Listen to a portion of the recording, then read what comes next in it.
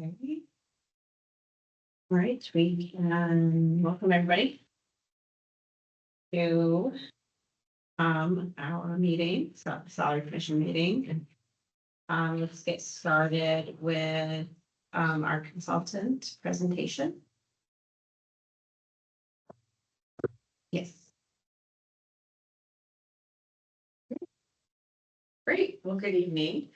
And hopefully you've had a chance, or at least a quick moment to glance at the data that I sent last week, and then just added a couple of points of information that was sent, I think, this morning.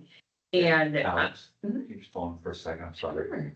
Hey, I don't think the paper agenda is the right agenda. Oh, is that, It seems to be the agenda from our last meeting.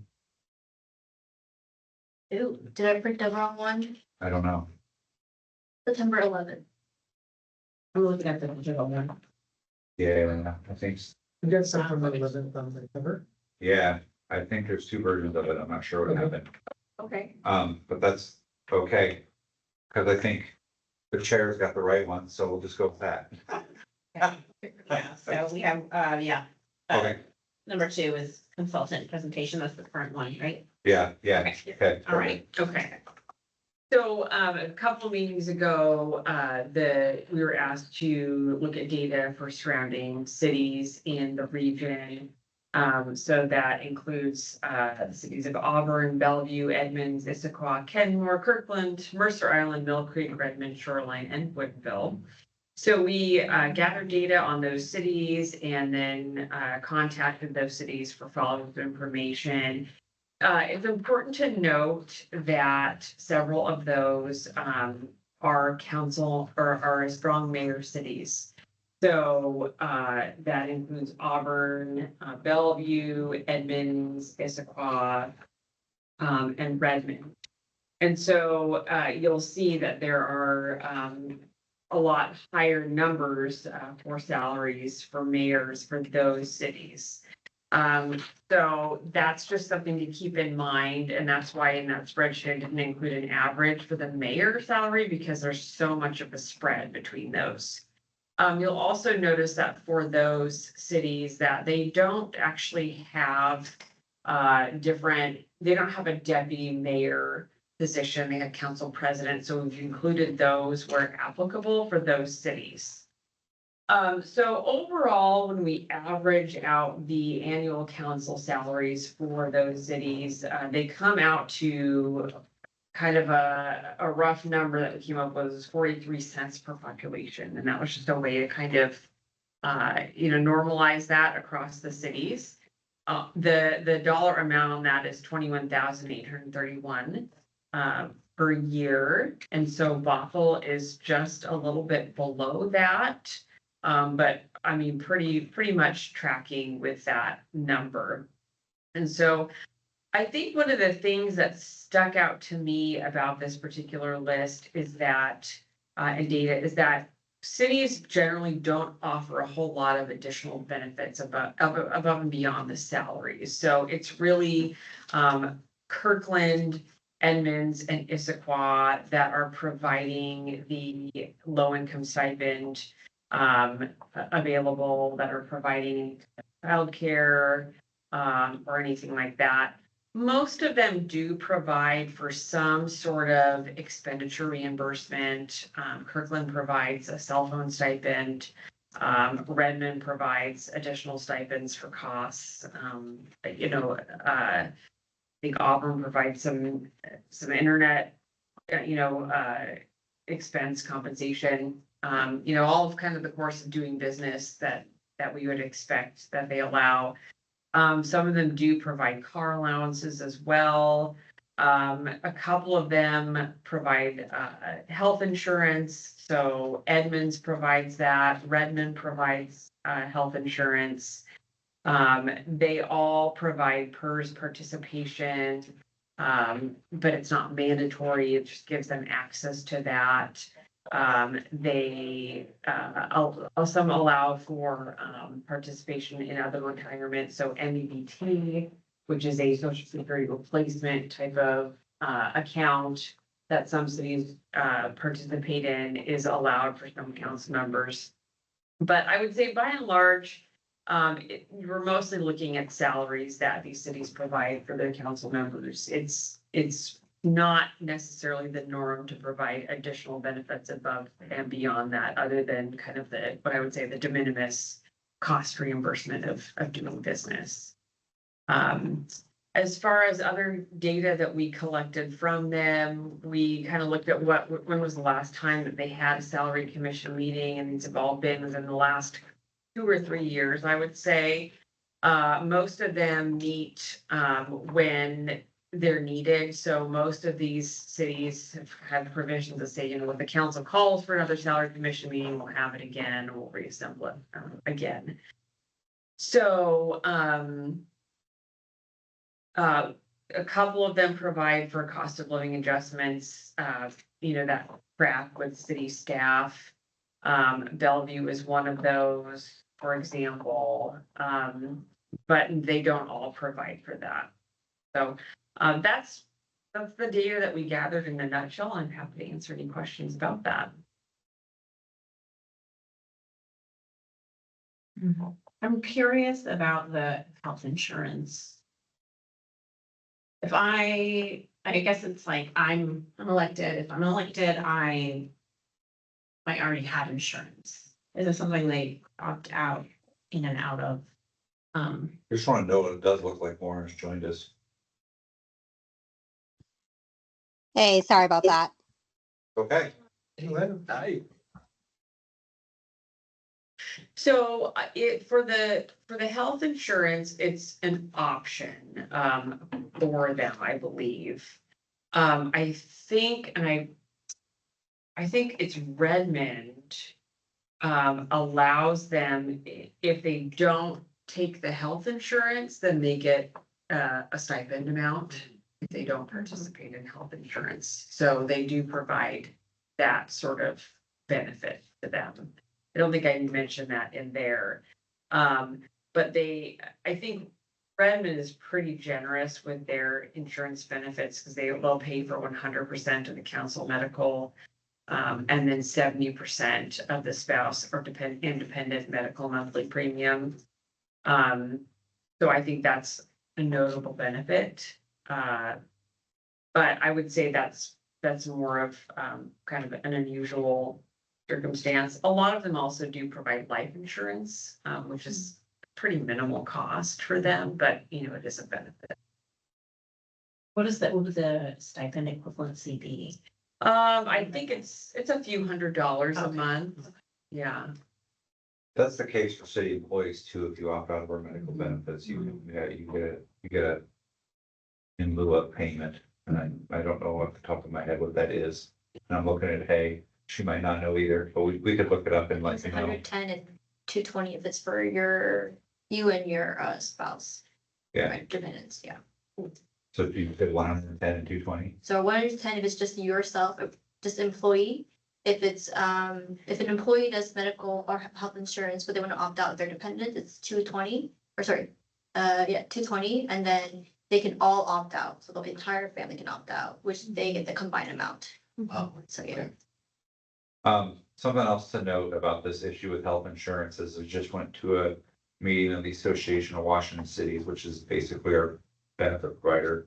We get benefits through a benefit pool that represents 90% of city employees in Washington State.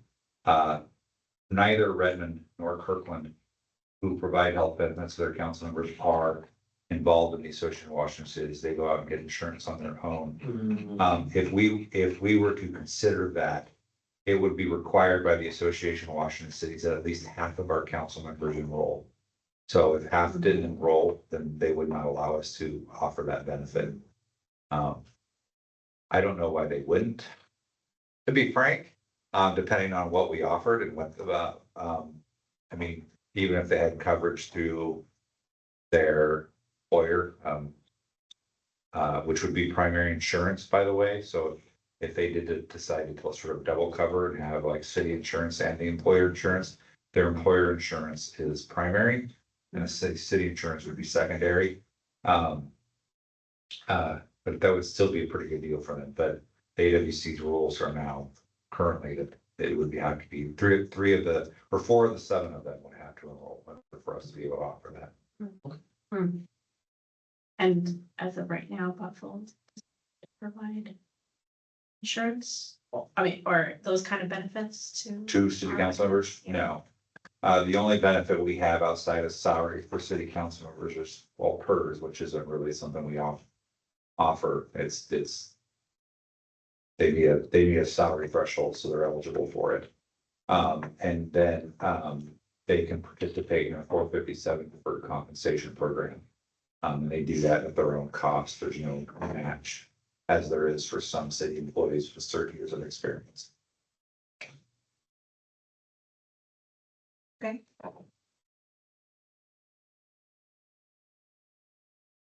Any questions for Alex?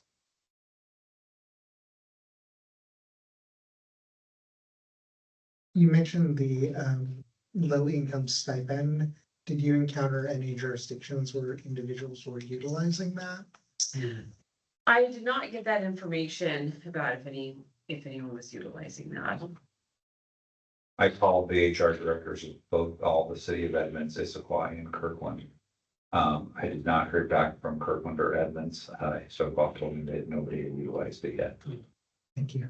I was thinking about what you were mentioning last time about like the reverse stipend or the like, everybody gets the stipend unless you opt out. And we were, is that something that could be done? Have you heard of that before? Can we participate in something like that? If for, It's because stipends will really require, there's a lot of, like lots of things that like people wouldn't want to, reasons why they wouldn't want to apply for the stipend. So he mentioned that what if it was an automatic, everybody received the stipend and then you can opt out if you don't want to receive it. Well, I mean, As a, yeah, the city of Redmond, for example, just gives everybody a $300 stipend, and they Yeah. say they can use it for whatever they want, so Mhm. they could use it just, it's extra money, or maybe they wanted to use it to offset some of their expenses. I don't think there's any sort of opt-out mechanism, they just receive it. okay, oh, so if it's sort of like encompasses like, instead of saying this is money for a cell phone and this is money for transportation, and this is money for low income. It's just, here's a stipend. Mhm. Interesting. Yeah, they can, and in Redmond, they can be reimbursed for expenses such as travel. And they're issued city cell phones and laptops, but then they also get the stipend, for whatever they want. When you talk about the stipend, do you know if that's included in their as one single check along with their salary, or is it a separate check? And are there any difference in tax, personal taxes? I would assume it wouldn't be. Okay. I think I don't know, and I don't know the mechanism for how they issue that, but Okay. I'm assuming it wouldn't be any different. So I was, And I guess for the specific stipends, is there any like verification stuff that they have to do, where it's like, this is being used for my cell phone bill and this is being used for internet and stuff like that? in Redmond, it just says they receive a monthly stipend that they can use as they see fit. Okay. But they do have it sounds like they have a separate mechanism for expense reimbursement. So if they go to a conference Yeah. or, something big like that, that they can see reimbursement. Mhm. and one more question about the, No. we have an equity stipend for our Mhm. counselors, right? Mhm. The barriers are what to receive that? Like, what do I need to do? What would one need to do to receive that stipend? So, but we're jumping ahead a little bit. I just want to make sure there's no more questions about the data that Alex was providing. But we can mix it up too. And if you have questions later, we can come back to it. So, not a big deal. And I'm trying to share you that. So a couple of things on that. There are no barriers. Essentially, the way that it was done in the past is that you simply request it and you work with HR to figure out if you qualify or not. But one of the questions you had for the city attorney is, is there any way to protect the information of the council when they request the stipend? And the answer is yes. If you chose to basically say that the way that we justify whether we pay a low income stipend or not is through the federal tax return, by law, we cannot provide federal tax return and open a public information request. And so why people got the stipend would not be able to be shared. The city attorney was pretty clear though that who applied and whether or not they got it would be shareable information or something that would be provided in a public records request. But if it was based solely on the federal tax document, we would not be providing that information. And so that would be one way that you could potentially protect, the income level of the individual that requested that information. You just simply make that document the requirement that we would review to determine whether or not they met the threshold, whatever that threshold was. And I remember we talked about this the last time we did this a year ago.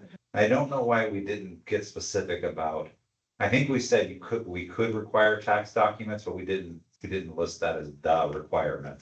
And I don't know that we even went down this road of discussing personal information and things of that nature. The other thing that you asked a question about that I wanted to bring up is, this is not the greatest research, but I did kind of look into sort of like, what were other like opt-out programs? Because you'd asked about that before, for low income individuals. And I looked into 4 and these were them, and I don't know how relevant they are, but it's what I could find.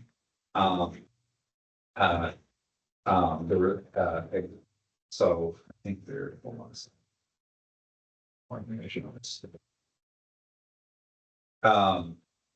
So I found utility discounts, school meals, higher education aid, guaranteed income pilots, and I don't even specifically remember what that one was about. But there are programs where, people do, or institutions or agencies do provide basically provide a universal stipend and allow people to opt out. I think there's usually a link. That's the one thing I would say is, so in a low income community, offering a stipend universally makes sense because there's so obviously issues with that in that community. And so there's usually some sort of link involved, but it's not something that's, it's not that, I mean, there are others that have thought of this. I don't see anything related to elected officials or public official salaries, but it's not an unheard of strategy, especially if there's sort of a link to why you're offering the stipend. Yeah. Well, thank you for pulling that. Yeah. Again, thank Yeah, you. thank you. Interesting. I have an additional question about the salary information. Yeah. I appreciate the interest in kind of normalizing the data by looking at the per population. I'm curious if it was considered whether or not to look at like per hour or like an hourly rate, and how similar the hourly requirements are from each of the councils, because I'm not sure about some of the other jurisdictions about how frequently they meet or what the expectations are in terms of hours spent. And so I'm just curious if you notice any trends in those communities about kind of what, if there are other communities that may have either higher salaries and more hours expected, or lower salaries and fewer hours expected. My sense is that there isn't a correlation. I think those cities that have higher salaries are because they have had a commission in the past 2 years and have said, oh, we haven't updated our salaries in a long time, and we need to do that now. We need to consider cost of living here, the amount of time. We use population as a proxy for that because a smaller city is going to have less to do than a larger city. That being said, I think there's kind of, for every jurisdiction, there's kind of a minimal level of amount of work that needs to be done. And while we didn't survey all of the cities, I know surveys have been kind of done, informally. And I think we've done that in the past here as well. But so I couldn't say if there's a direct correlation between the amount of money and the number of hours. I think if you were to ask a lot of council members, well, how much time do you spend? There would definitely be a bias towards, oh, I spend so much time doing this work, and you'd be encouraged to say that you spend a lot of time. I think what it comes down to is kind of a philosophy on the part of the council and the part of the salary commission to say, how are we going to link the salary? Is it based on the amount of time that's being spent? I know one city, kind of principally said in its ordinance that we recognize that the salary is not considered a correlation between the amount of time they spent and the job. That this is largely done as a civic duty. So I think when it comes down to it, and as consultants that work with compensation, what we would say as well is compensation is based on your philosophy of pay. So it's based on how we want to compare to the other organizations around us. What is the value of the work that's being done?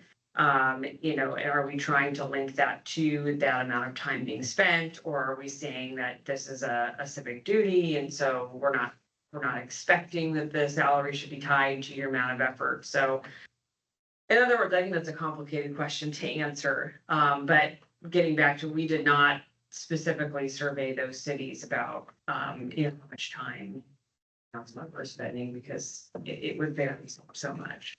Yeah, and I would just add to that, it would vary, but would they have even gathered that information? We've gathered that information because salary commissioners have asked us to gather it. What do other cities do that, and have they even done that in the past? Don't know. Some of them are very public about their salary commissions, some of them not so much. So that would lead to some inconsistency too, because many of them may not have even ever asked that question. I do know, I can say that in my conversations with the city of Kirkland, they were pretty clear that the number of hours worked was part of what led them to make their decision. And they came up with an average of about 22 hours. When we did this a year ago, we had an average of, I believe, 19 hours. And so that was very close to what Kirkland reported. And like I said last time, they simply decided that they were not going to go with the market rate, that they had determined that what council members do was executive level policy work, and their hourly rate didn't reflect that. And so they came up with what they decided was an hourly rate and times it by 22. And that's essentially how they came up with their dollar amount. That's the very non-traditional way for cities to do things. Every salary in the city is based upon a market comparative study. But they felt they had reasons to go outside of that, probably the same ones that we discussed here. The amount of workload that council members do, the importance of the position, creating accessibility to public office, things of that nature. And they felt like going outside of the norm made some sense. And there's a YouTube video that I sent you in one of the earlier emails too, between the assistant city manager in Kirkland and one of their salary commissioners, where they kind of talked through what their thought process was in kind of making that decision. And kind of admitted we're seeing what happens with this. Like there's not really a trend of cities doing this yet. There's a lot of discussion about it, so it's kind of new. Yeah, and I mean, I know it's normative to like lean on the civic duty. But I mean, you could tell a story right here by looking at Mercer Island, which, thank you. I know it probably took a few tries to get that information. I appreciate it. But if you look at, the council wages for Mercer Island, that tells a totally different story than what I imagined. But it tells a story, and I think that's really like important context. Like to me, like, I mean, I realized maybe that we, I would want electeds that are professional, that are diverse, that are, yes, maybe taking a cut in wage, but not working for poverty wages. I think Mercer Island is an example of that. I mean, who could afford to spend 20 hours a week for $2,400 a year? So yeah, it's really interesting. Kirkland to me seems like the only equitable city. And I just find it really shocking that it's normative to pay people's Yeah. such small amounts for the work that they do. Yeah, and the best answer I can give on that is that I think the thought process behind salary commissions and their purposes and what we're doing here maybe have changed over time. And this idea that we should use elected official compensation to encourage people to run for office and to make it more accessible, I think is a fairly new thing. I would say in the past, salary commission work has been driven by, you know, this is a very independent sort of deal and it's away from the city and we need to be conservative and we need to keep an idea that what the local economy is and what's happened with the salaries and the income level of our community and what the city budget is, which is always 1 year it's good and it's just up and down. And so I think that's different. And I actually had this conversation at the Association of Washington Cities the other day because they were talking about their rules as far as offering healthcare.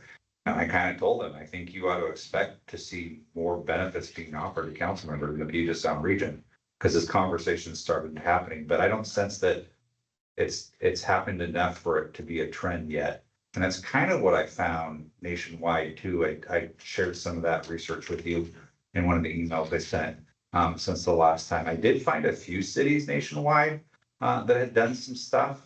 In 2024, the Clearwater City Council in Florida increased its own salary to $45,000 annually. They're a population of 117,000, so about double the size of Bothell, but that's the difference between 50 and 170. That's a very comparable community actually, in some sense.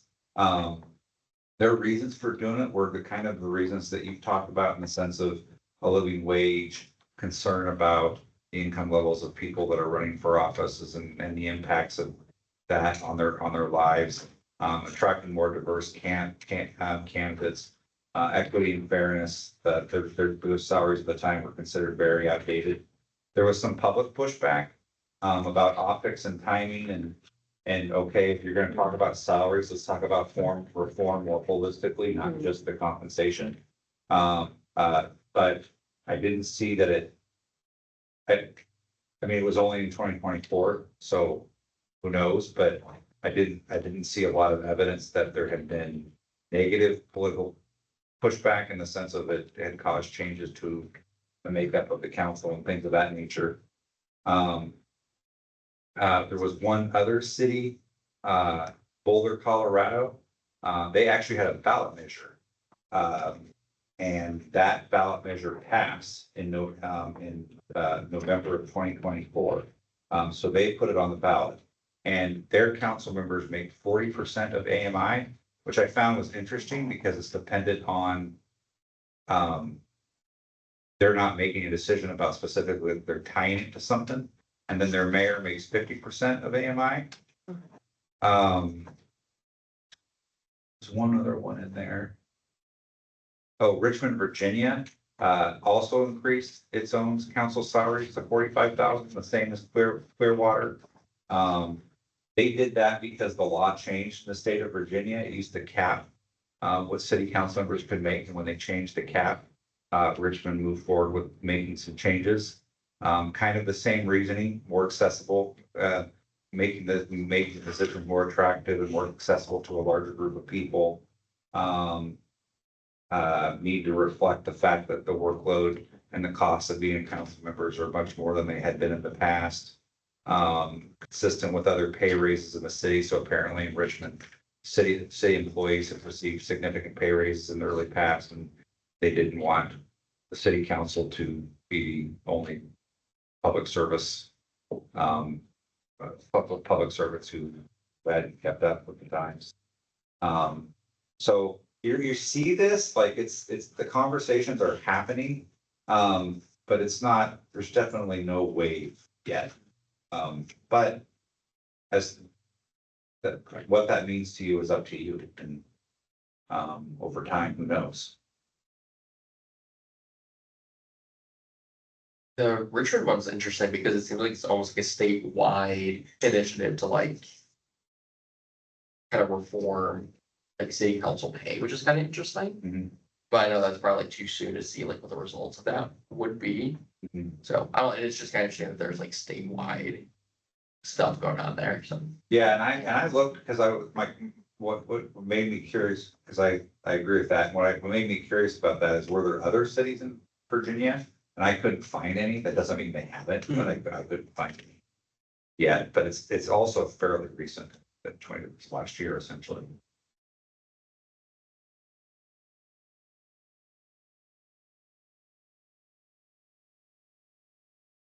Thank you so much for pulling this. Really great to see all these different approaches.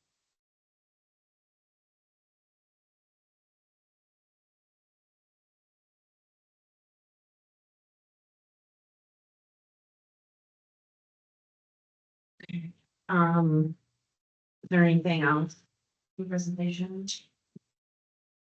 Yeah, I had a few other things from my side of things. I also included 2 studies in your packet.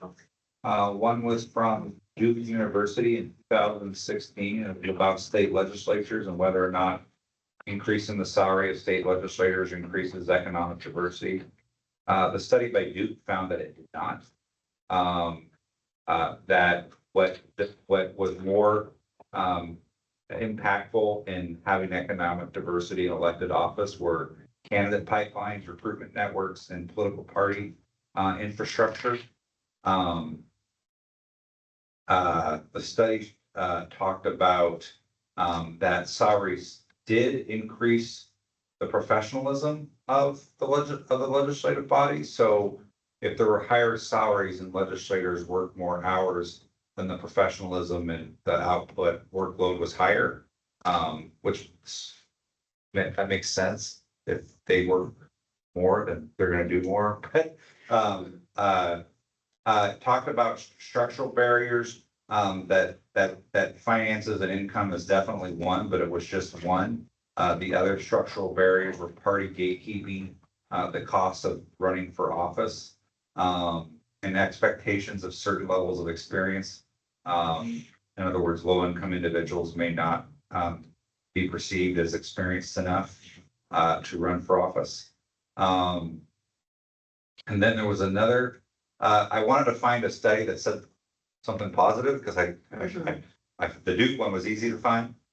So I had to research a little bit, and I found a study in the Journal of Comparative Economics on Czech politicians, so not American politicians, but still a very interesting study. And it actually was more positive about the impact of higher salaries, reducing the advantage of incumbency, and then also improving candidate selection, the education level of individuals that run. So not really, the study didn't really talk a lot about whether it increased the economic or background diversity within elected officials, but had some positive things to say about higher salaries. But not a lot. I personally didn't find a lot out there where there had been a lot of time studying this, which is unfortunate. It's probably early. Yeah. Yeah, you're probably right about that. Yeah. But also like this, studying the state level and thinking like somebody's gonna come right out, like from, I want to serve my city and or I want to serve in a public office, they're usually starting at the city level first and moving up. And I was thinking about that too, like the cost of like self-funding, your own campaign, starting out, getting into these pipelines is a lot of cost to get into that. Another thing I was gonna comment on too is when you mentioned Kirkland, you know, looking at the hourly rate of a policy Yeah, type of professional. When we're looking at compensation studies and we're looking at, employees at a city government level that are doing policy work, we're usually looking at requirements for those positions that have certainly bachelor's degrees, possibly even graduate degrees on top of that. And so when you're setting that expectation, then there's somewhat of a disconnect, I think, between the idea of offering a low income stipend that would encourage people to, enter into that type of role when there's usually a correlation between an income level and then a level of education. So there's kind of a mismatch going on there if that was their intent. That's what I find from a compensation professional standpoint. I guess something that I thought was kind of interesting with the study, like the Duke University study, kind of going with what you were saying, it's like not so much the salary that's like an incentive, but like the opportunity cost is like, I guess the incentive to not run, it seems like I've just got like been looking at like figure 4, where it's about like the anxiety, where for blue income or blue collar income loss, it's less than the loss for white collar. So it seems to like, when I read of it, there's like a perception of more loss if you go into public service than for blue collar, which kind of gets my thinking into if we want to address salary through like an equity kind of lens, where we're trying to get more people from diverse backgrounds to run. It seems like it's more about reducing the opportunity costs more so than the salary, than the wage, which I don't know, I'm still working around that, but I guess it's kind of my read from things. So maybe things like benefits, or like some of the benefits might be more valuable if that's the goal potentially. I don't know. That's, yeah, just kind of. For me, Yeah. for me, I think, this study's interesting. I think I would welcome looking at equity through some different lenses for equity, because I think that, one lens is certainly who's being attracted to these roles. But I think another is, are you fairly treating the individuals who are in the roles? Yeah. And so that's another way to look at equity. And I think one thing that concerns me is, are we, for the amount of hours that individuals are expending, are we treating them equitably for their time? Yeah. Because I think that those are two different ways of looking at equity, but I would encourage us to consider all types of equity. Yeah.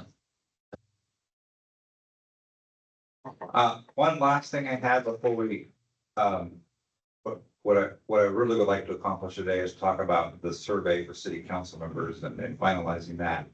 But one other last piece of information is, we had a conversation the last time around AMI, and I think the question was around what is our ratio with AMI, and I don't know exactly. I didn't know how exactly to respond to that question and what exactly we're looking for. I did want to show you, this is sort of like the table for AMI within Kings County and Snohomish County. I actually got this on the PV, but you can get it from a number of resources. And so if essentially somebody came to me as an elected official and said, I believe I qualified for a low income stipend, our level in order to do that is that they have to be under 80% of the AMI. And so we would have a conversation about how many people are in their households. And for example, if they said there were 3 people in their households and we had determined that their income was between 0 to 99,000, 99,900, then they would qualify. And if we did that through federal income taxes or whatever, whatever other process, that's kind of how we go about doing that. And like I said, I just want to reiterate my conversation with the city attorney. What she basically said is, if it's federal income tax, I forget what that form, that thing's called, that we turn in every year. But if it's, then essentially, we would not be required to provide that information. So the income of the individual that requested the stipend would be basically not disclosed through public records requests, things of that nature. And so this is the table that we would essentially use. I want to make sure that I answered the question that came up about that, but I wasn't sure exactly how to do that. So is there any confusion about AMI and how we would apply it? Is there anything else you want to know about that? How we would approach it if, assuming that we have the low income stipend now, I don't know. We end up keeping it, or you end up doing something different, but if we did, that's kind of how we would approach it. Once you direct this elsewhere in another way. If they do, quick question, so for the AMI, like amounts, is that revised like yearly, or is it like a different set time frame, I guess? I think I'm gathering they says that yearly, so this one says 2024. Oh, yeah, that's true.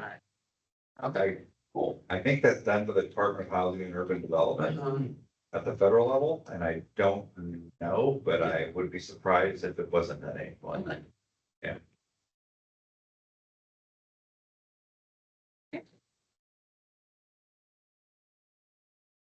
Any other questions about AMI? I mean, I have a hard time just like connecting the two. You know, these numbers and the numbers that are on the spreadsheet. So I think that's gonna be a different conversation later. But I think I raised some questions about AMI. And I think the reason I did that was I wanted to point out that, first of all, how high our AMI is as a region. And how, individuals, for example, who work, a minimum wage job are far under AMI. And the amount of, even the stipend itself is just a very, very small fraction of AMI. And so even the stipend would not allow an individual who's working a minimum wage job to be able to afford to live in our community. And I think that's concerning to me, because I want anyone from any background and any income to be able to consider public office. And so if there's an individual working a minimum wage job, 40 hours a week, even if they were to get the stipend, they're still far under even 80% AMI, which would not enable them to live successfully within our community. And so I think it's worth considering, if we decide to go the direction of having a low income stipend or continuing to have that, whether or not it's sufficient. But also, what does sufficient mean in our community, and what would it take for an individual to be able to afford to live working a minimum wage job, or even a couple minimum wage jobs plus a stipend, to be able to live comfortably and successfully in our community. yeah, Thank you for sharing. yeah, it's challenging to make sense of the gap between, and like, how do you make equitable change without being radical, because I mean, even like Kirkland feels like even low to me. And yeah, I just I'm trying to make sense of that internally. While also trying to find the norm of civic duty, as we say, yeah. If, Lauren, do you have any questions? Uh, Sorry, my computer is cursed today. I apologize. I keep dropping out. But I think I like the way you were just articulating the connection between the AMI and what we're trying to do here actually works us towards a philosophy of how we're compensating.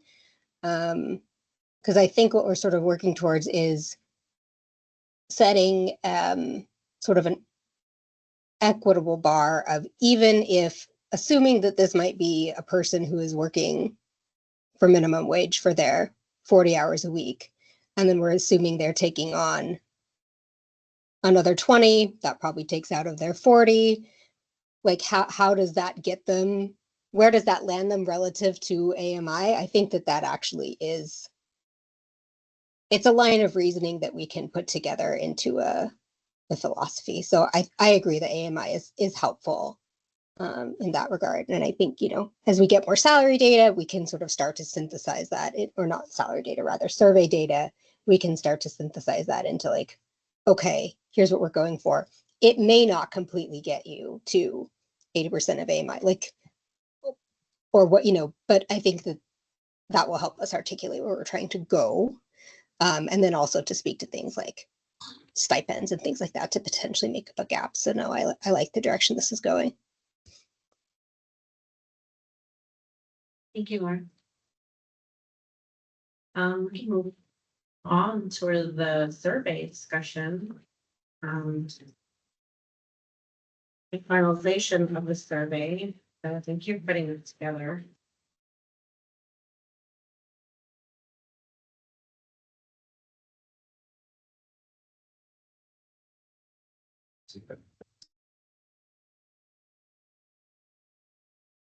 Can I ask a logistical question about working on this today? Are we intending to make, if we have any changes that we'd like to see happen, are we intending to agree on those today in this meeting so that then it can go out just logistically? Yeah, Okay, that's entirely a sheet. great. If there is no changes, when would be the soonest this could go out? Well, it depends on the level of changes. If it's a lot and it's a lot of work, I would say. What's the date? What is it? Where are we? Thursday? I think it's likely to probably send out the survey tomorrow. Okay. Mid next week at the very, very latest, depending on how much change there is. What you're asking us to do. But I even contemplated, like, if we sent it out tomorrow, could we then come back and review responses at a meeting like on the 25th, which would be in 2 weeks? But I don't, that's all up entirely up to all of you. That was my thought process as I was kind of getting through that. It's so sort of we send out a survey, then what's next? Say they want to meet with us. When do we want to do that? That sort of stuff. The only thing that I don't have a lot for you, for the survey. I did my best to incorporate the feedback from, the last meeting. It did appear to me, that 2 questions, so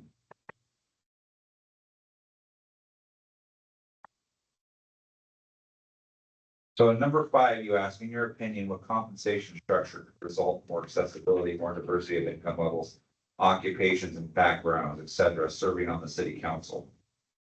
And then question 7 was, are there aspects of compensation, salary, benefits, stipends, reimbursement that you believe are essential to attracting and retaining effective council members? Those seem like getting to the same thing, but I don't want to assume anything. The other thing with number 7 that I did that you didn't even discuss, but I was sort of considering the whole picture is, I gave them some check boxes, like maybe they, and then and other box if there are things that aren't in the check boxes, but I essentially included everything in here that was in the city of Kirkland's ordinance. Healthcare benefits, additional retirement benefits, childcare assistance, assistance with transportation costs, increased salary, low income stipend, assistance with telecommunication costs. And then another category if there are other things. You didn't direct me to do that. I thought that might be easier for the council members, but outside of that, I don't have any additional thought. We can do with this whatever you think is best. I did include an introductory statement there, and then a sort of a closing statement as well. And since it's your survey, I want to make sure that I'm reflecting what that reflects what it is you want to say.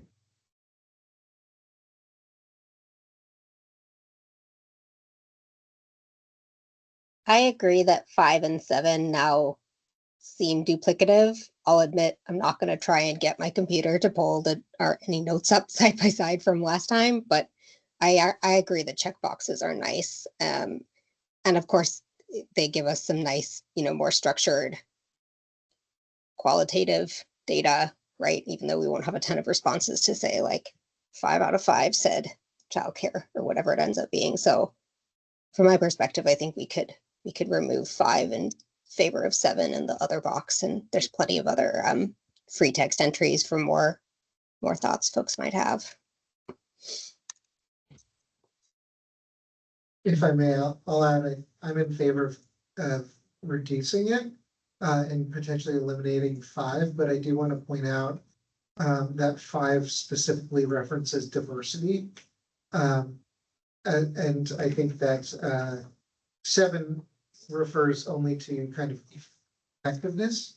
And I support at least including diversity as a goal in addition to effectiveness. So I just want to make sure we don't remove some sort of reference to diversity and potentially listing out what we intend by that. If we are to just switch to number 7. Yeah, good call out. Could even be something as simple as just attracting and retaining effective council members from, diverse income levels, occupations. I think that would be pretty easy to smoosh together. I guess kind of like lift the language of 5 and keep like the question number 7 like check boxes with that. Yeah, I think we're. Oh, I wasn't even looking up there. I'm sorry. Sorry about that.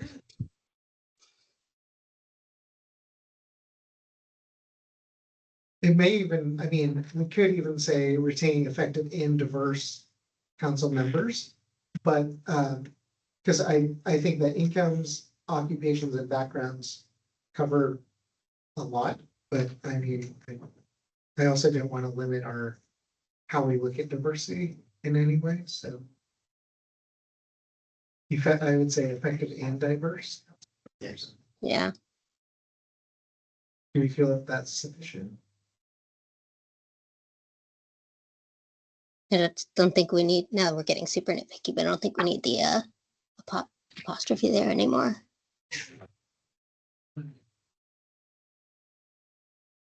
But otherwise, yeah, I think that seems to work. Looks great. Thank you.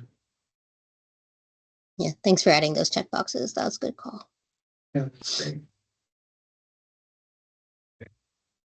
Then getting rid of number 5, correct?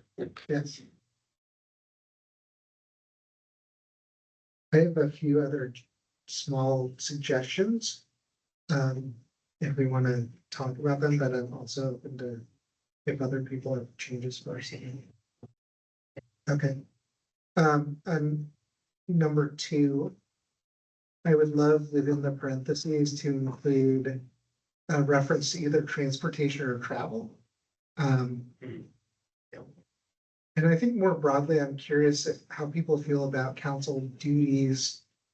Because I know that there are things that council members are invited to that are not part of their official duties, but are, I think, a good reflection of their service to the community. So that could be an award ceremony, that could be an event in another community where there's a requested presence from, somebody on our council.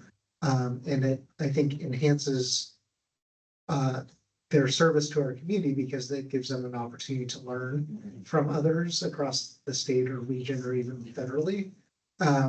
So I'm curious if we want to think about changing the word duties, because I don't just want to limit it to them, to their, what they are required to do, but I want it to encapsulate everything that they do because of their role.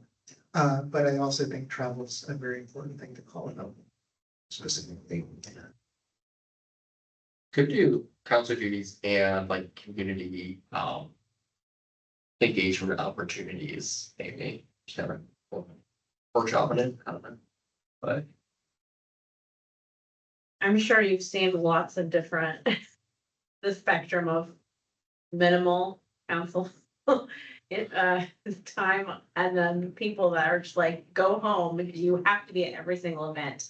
I'm sure there's a huge spectrum there, but you're right, there's a lot of, like, I like to go to the night market and see city councilors there. I like to see them out and about. But that's definitely not a duty. Yeah, like extra events. I would say if I may, maybe council duties and connected responsibilities or connected something about engagements, something of that nature. I guess maybe it's not even a responsibility. Yeah, I just want. I agree. With that. No, I'm just agreeing. It should be in there. I was just about to suggest maybe we need a second sentence. I feel like we're putting a lot on this one with all the parentheses. Maybe just like please include any community engagement that isn't part of your official duties that you choose to do. I like that that too. Like a separate question or, Just have that as a sentence. yeah, okay. Lauren, you said something, the words were really good, and now I've completely forgotten them. Okay. Say it again. Oh no, you're gonna ask me to say it again. It's recorded, right? When you go back and check the tape? No. Okay. I work remote. This is my job. Yeah. Anyway, what did I say? Please include community engagement, not part of your official duties. Sorry, now I've forgotten what I said 2 seconds ago. But I think that's how I broke it up, was keeping the parentheses as part of the first sentence and then a separate sentence to say like, hey, also don't forget about.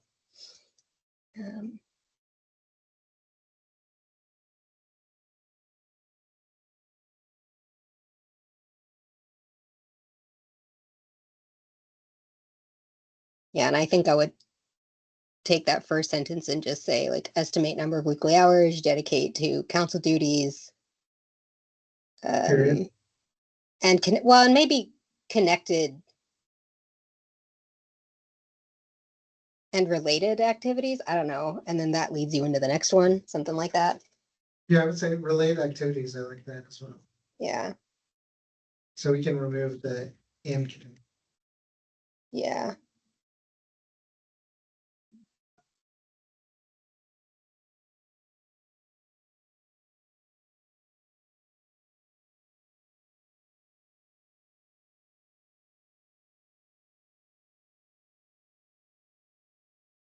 I agree with that. And if you really wanted to trim, you could probably say community engagement. You don't need the activities in there again.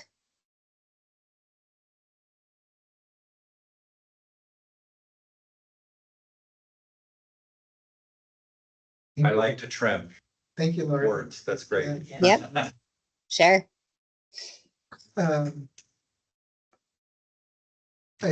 On number 3, I think that I had the same question about duties and if we wanted to expand that I think throughout the document, just if we Yeah. could reference, expand the determination about duties. Okay, Um, I can do that. the next thing I had a question on was number 4. Related to professional costs, whether or not we want to make that. Maybe say costs and expenses, because I just want to be clear about. I think costs can be interpreted in different ways and expenses is, the financial impact. But I am open to, I just wanted to suggest that. Would you read that as, like what you would have to do to run a campaign? Like, would you consider that in that question? If I'm reading this, I might consider that. I think when I Or is think it about costs, I think about things like not being able to spend time with family. The impact on your work life. When I think about expenses, I think about things like tolls or, gas or insurance for your vehicle. And the things that you need to actually pay to be able to do your job. So I think that's why I just want to make sure, expenses I think about, all the times you pay for things that are not compensated. Should we clarify by just putting like financial costs? Or not financial costs, but financial expenses, so professional costs and financial expenses. Yeah, it's right there.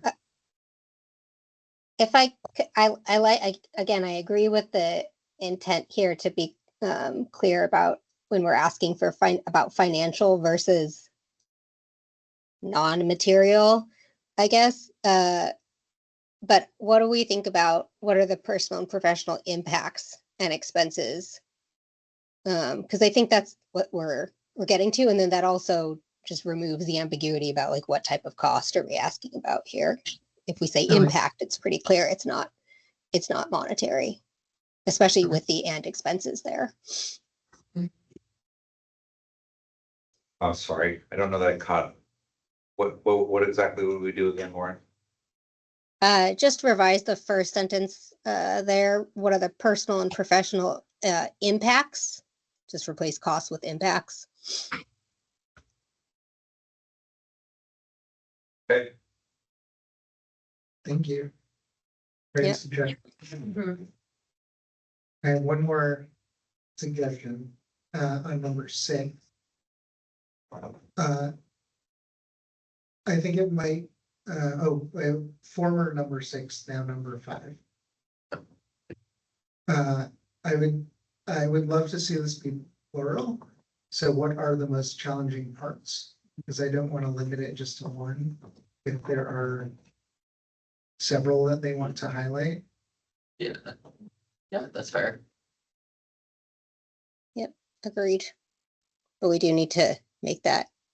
Survey Monkey was trying to save us from our typo. oh, good. Listen to the robots. Challenging parts of balancing council. Oh, yeah. We need to change his tone. Yeah. Oh. Yeah. We like our tent.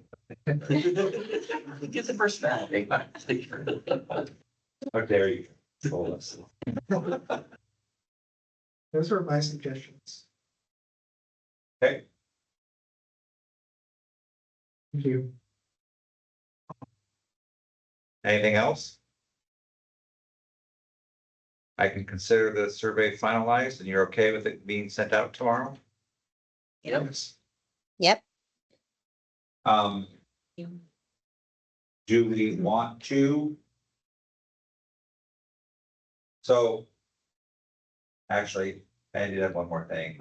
I reworded question 8 because the conversation you had didn't necessarily match the question that you were asking. And so what I understood is we don't really want to do interviews, but if they want that opportunity, we want to know that. Was kind of what I heard. Yeah. And so I rewrote that to kind of reflect it, but then the second question I have is. How long do we want to give them to do this? And do we want to do interviews if they do request them on September 25th? Or How- do you want to meet again before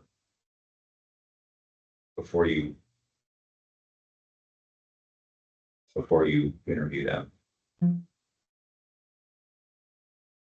That would just push the interviews out quite a ways, right? If there were 2 weeks in between, like if we do this review, then interview, like that puts us a good chunk into Well- October. I don't hesitate. It did occur to me that we moved this meeting a week because, uh, You were there? I don't remember why we moved it, but we moved it. So technically our next schedule so based on the previous schedule that we discussed was actually in a week, September 18th. I don't know if that helps the conversation or not. I'm for whatever you guys want to do on that. I do know that, Jen, will not be back, on the 18th. If we were to hold the meeting on that date, she will not be back until the 19th. I also won't, I'll be traveling on the 18th, I believe. Let me double check Okay. my calendar. So it sounds like then that our next meeting would be the 25th. Oh no, you know what? My flight is earlier than I thought that day, so I would be back in time for a meeting on the 18th, if that makes a difference. Assuming no flight delay. I'll be flying back that day. So I'm trying to get some help with the logistics. How long do we want to give them to fill out the survey? Let's maybe start with that. That might, Are we meeting on the 18th? Okay, so the 18th and then the 25th. That was the original. we certainly can if you would like. I think the 18th feels too early. And I would rather. I'm 2 minutes.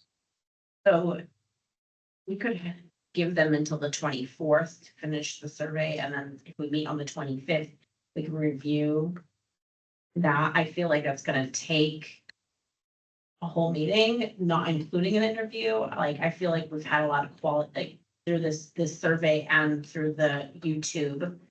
I feel like that's a lot of qualitative data that we have that maybe makes an interview not needed. I would like to know what everybody else mission thinks. Can we just scrap that? The interview? I think it would be good to give them the opportunity, Mhm. because I think it's, I think it's important to many of them, to hear. Yeah. And I feel like this survey is an opportunity to extend that invitation Mhm. in a way.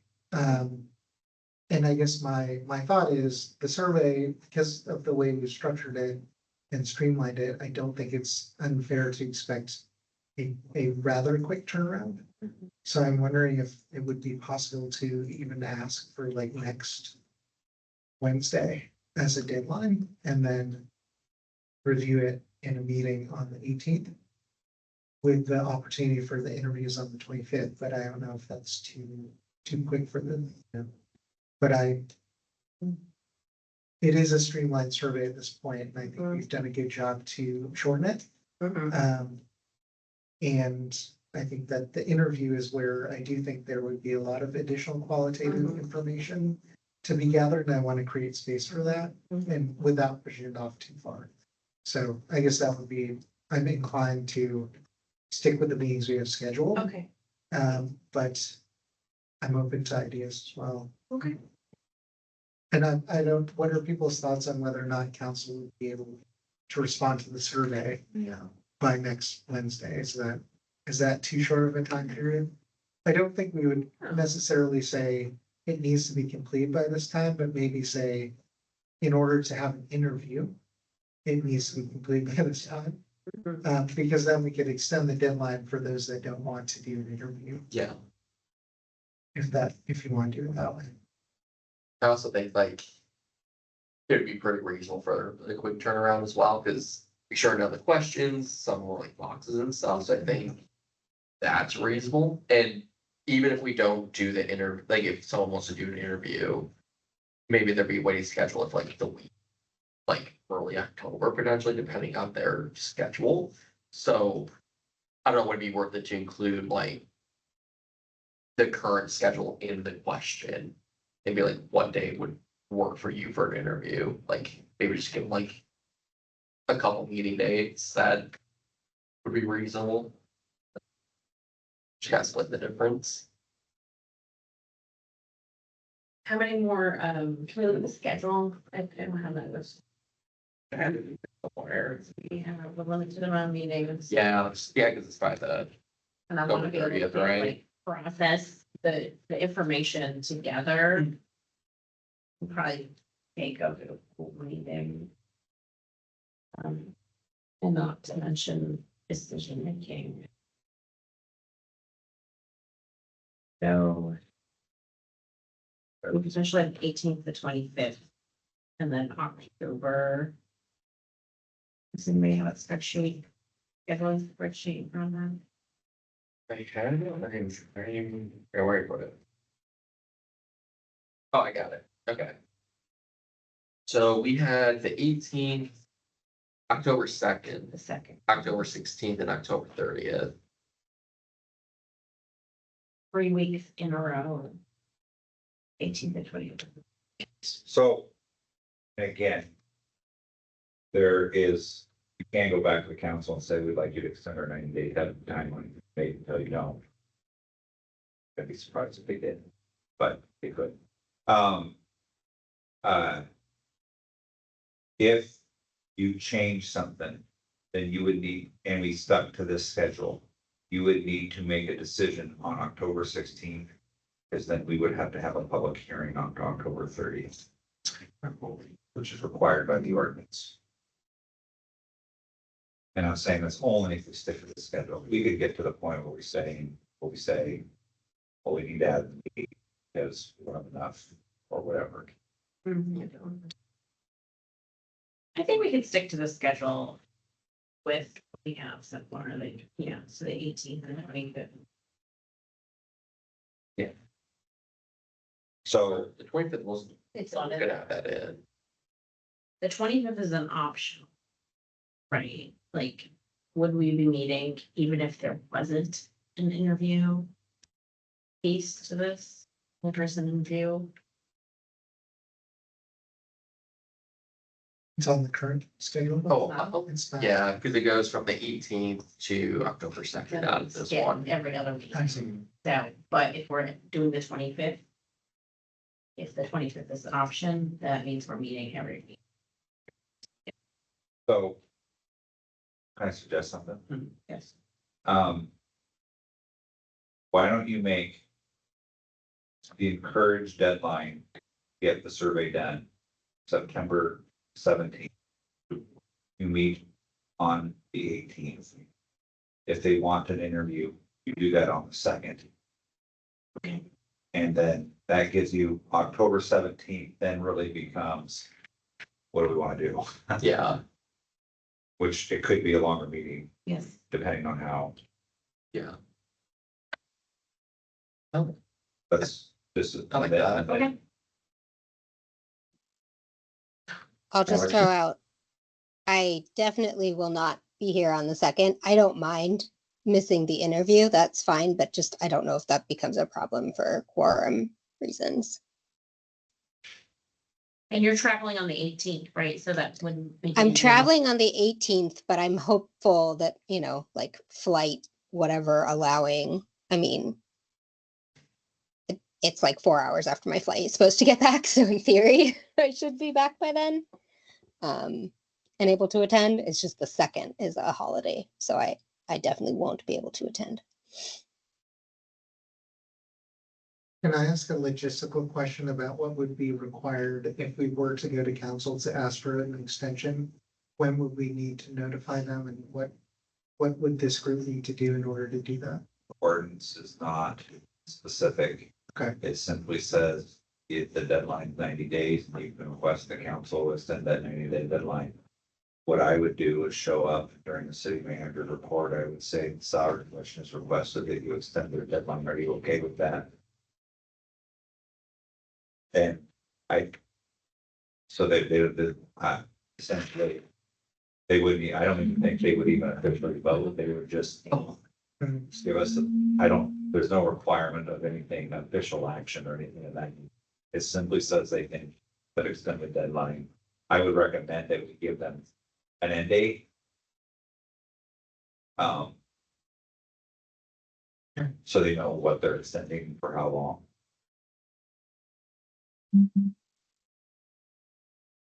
And what is the council's schedule for before October 30th, when we meet? So then we are. So they're essentially every Tuesday night except for the fourth Tuesday. So that would be the October 20th. I just want to make sure we don't miss the opportunity if needed. Oh, I see what you're saying. So if you get, Because I think that's a pretty aggressive timetable, and I just want to make sure we don't miss the opportunity to request that. so if you decided on October 16th that you wanted to extend your deadline, we could definitely ask them at the meeting at October 21st. But I don't know that, quite frankly, I don't think there's anything in the ordinance that says we can't ask after the deadline either. Oh, that's. So I don't want you to feel like there's a certain date after requested by, because it doesn't say if you're gonna request an extension of the deadline, do so before the deadline. Now, logically, I mean, Yeah. right, the polite thing to do is to do that beforehand. But I think if you get to the 16th and you're like, well, we need more time, then we go to that meeting on the 21st. And simply request an extension. I think my This biggest, has never happened, but we've never done that before, so we don't have a lot of precedent. I guess what I'm saying is, I think my biggest concern is if we do interviews on the 2nd, that gives us new information to consider potentially. The 16th is really the only meeting we'd potentially have to talk about our options. And we haven't even really talked about what, as a group, we envision as what the formula could look like, or any potential changes or different options. And so feel like that may take some time. And I'm comfortable having that be a longer meeting. I have no problem that particular day, but that doesn't give us a lot of wiggle room. So just want to put that on the table. Yeah. Well, do we want to add a meeting to our schedule, like on October 9th?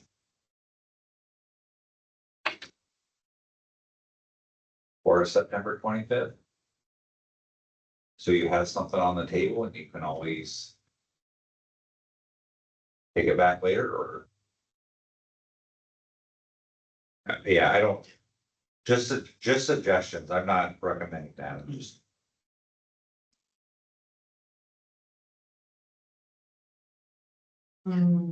I'd like to push it. I think it's tight, but I think we can Okay. manage it. Yeah. Okay. So what I heard is we're meeting next week on the 18th. Yes. I'm encouraging council members to fill out the survey by September 17th. At the end of the day, I will have results on the 18th. And then, we will make decisions about who and interview if they requested. And those interviews will take place on October 2nd. So if we want to, if you're going to say, well, if Councilmember Kirk wants an interview, but he's the only one that wants to interview, but we want to interview him because he wants us to interview him. I'm gonna have to ask for their names, this survey. Oh, yeah. I think So we should just, as part of that last question, just say if you'd like an interview, tell us your names. please tell us your name. Okay, But other than that, leave it. okay. Yeah. Yep, Okay, I can do that. right. Sorry, I don't want to complicate the schedule math, but is there a reason we couldn't do the interview on the 25th if we know on the 18th that we have interest in an interview? I'm just thinking like that seems like a good use of an optional meeting. If there are interviews to do, we do them on the 25th. If there's not, we meet on the 2nd and just use it. But either way, we have all the data we need on the 2nd to synthesize. So that would mean you'd have a meeting every week between now and October 2nd. Yeah, but with only meeting if there's interviews to have on the 25th. If that's allowed. I'm okay with that. Yeah. I don't, I don't know if we will have, I'm betting. I know that's why I'm saying it seems like I'm willing to take the risk that we need to have an interview in order to like not extend. It seems like I think we should anticipate having at least a few interviews. yeah. And that night I might have to be virtual, but, 25th isn't ideal for me, but I'll make every effort to participate. Yeah, I will try to be virtual for that. So I'm just gonna clarify. On the 18th, we're gonna talk about what the survey results were and who wants interviews. If there are interviews that people, that folks want, we were gonna do those interviews on September 25th. If there are no interview requests, we won't meet again until October 2nd. Mhm. Okay. And I think should we offer if individuals cannot do it on the 25th to do it on the 2nd? Or is that too? Because I mean, I just, we haven't let them know yet. No one's had an opportunity to plan. And I would like to be inclusive if, I know that throws a wrench in things, but I'm just worried that if somebody can't attend for some reason on the 25th, I don't want them to be prevented from interviewing.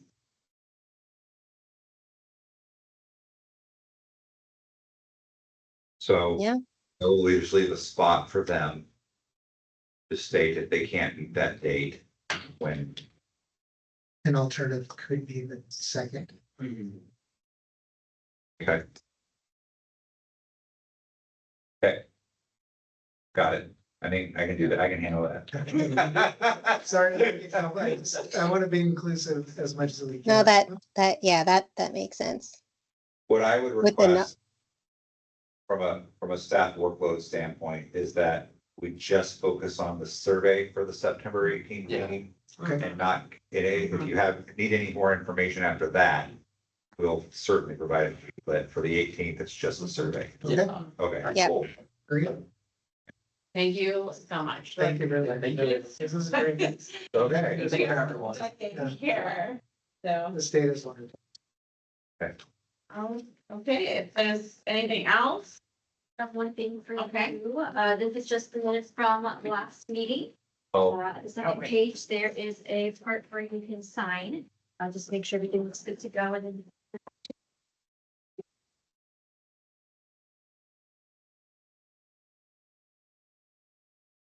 but do we want everybody to have an opportunity to see the minutes before we do that? Okay. Is it, we could do it, yeah, I was gonna offer to send it out in an email. it wasn't already in the packet, right? No, I just realizing I did not, but that's why I asked. I'm So what I I'm can do is- okay. I'll You I'll trust waive me? my opportunity to Yeah. see him. I'm fine. Oh, wait, Yeah. Okay, that's fine. I just wanna. It's okay. It's- I appreciate being You're included, like- but There was something in the minutes. All right, All right, we got the schedule and. all right. Yes. Thank you all. Yeah, thank you. thanks. Bye-bye. Yeah.